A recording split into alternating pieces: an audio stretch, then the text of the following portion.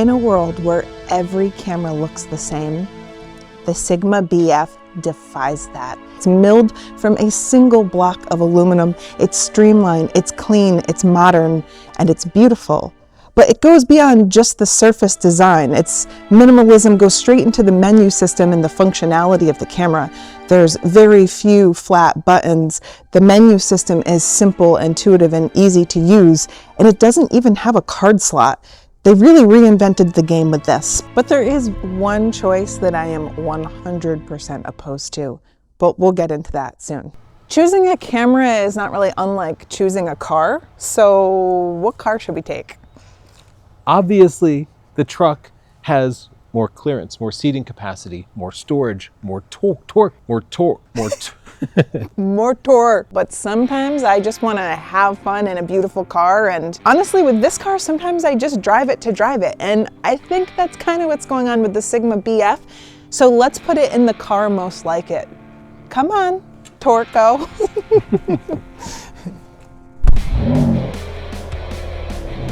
I find that when I have a camera that I'm excited about, that I'm passionate about, it's even enough to motivate me to get up and take pictures instead of staring at my phone and scrolling. And that's what the Sigma BF can do for you.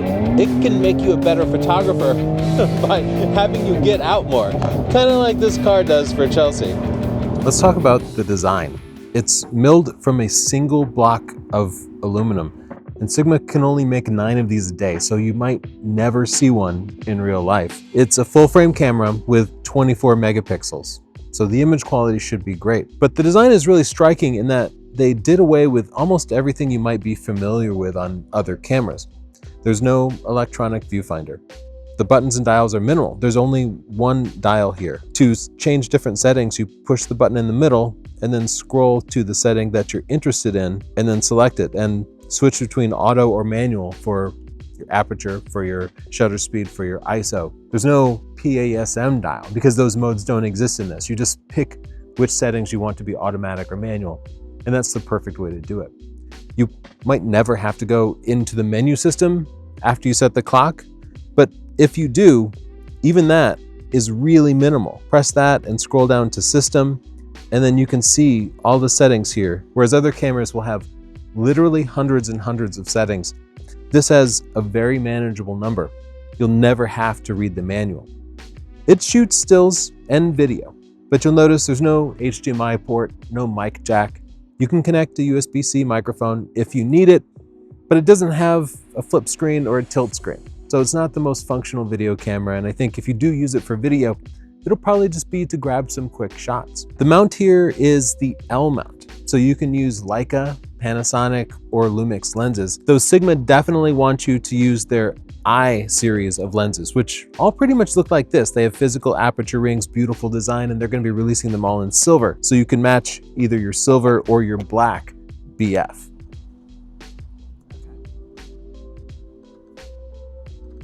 We're talking a lot about how the camera is beautiful and different, but there's some things about it that are just practical. I was surprised by how well the eye autofocus worked. It's a practical feature if you're taking portraits, just locking onto your subject's eye and getting it in focus. And then there's another feature that's interesting, which is that it doesn't have a memory card. You just plug it into this USB-C port, and I tried it out. I plugged it into my computer and my phone, and both were easy and quick. One problem that I did notice is that the battery seemed to drain pretty quickly. So we've only been using it probably about 5 minutes in total for this review, and it's already at 90%.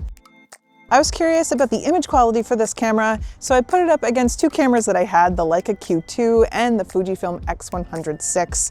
And I was surprised. The Q2 has, I think, about 45 megapixels, but it has a fixed lens.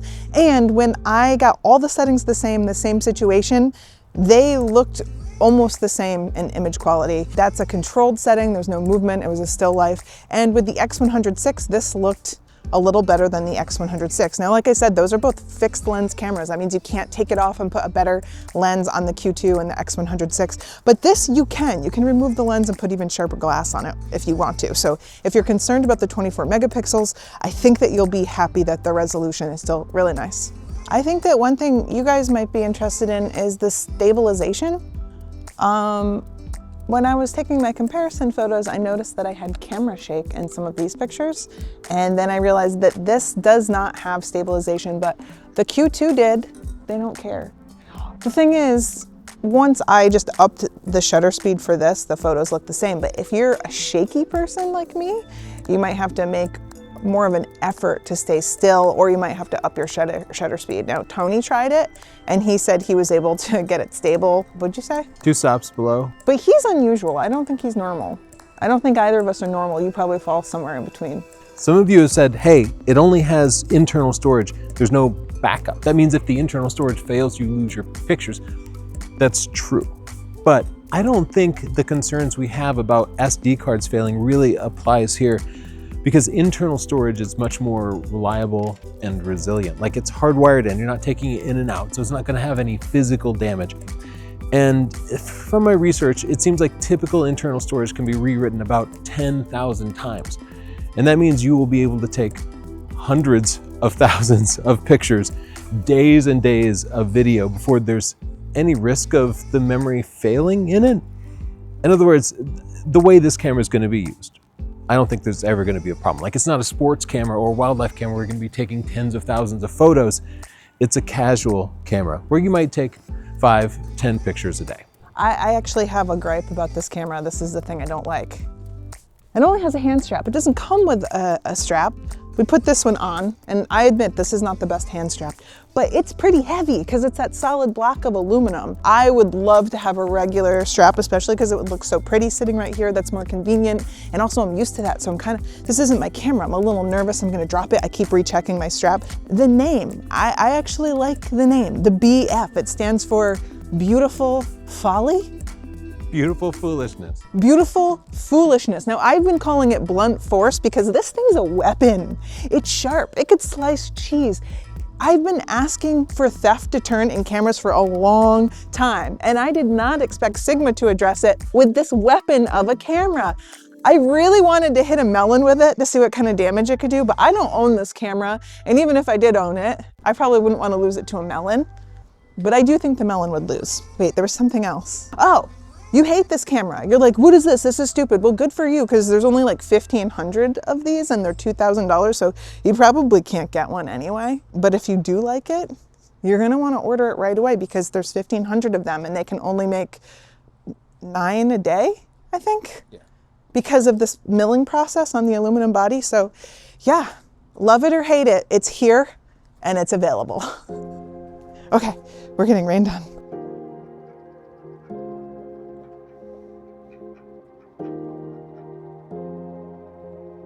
I can't believe it has video autofocus for ducks. It detects the eye, the head, everything. Watch out, guys. Yeah, the BF is great at automatically selecting the right autofocus point, but it's not great at tracking moving subjects. In fact, almost all of those duck photos are out of focus. It's great for still subjects like portraits, though. If you love cars, you probably have more than one car. You probably have your daily driver, but then you probably have something fun.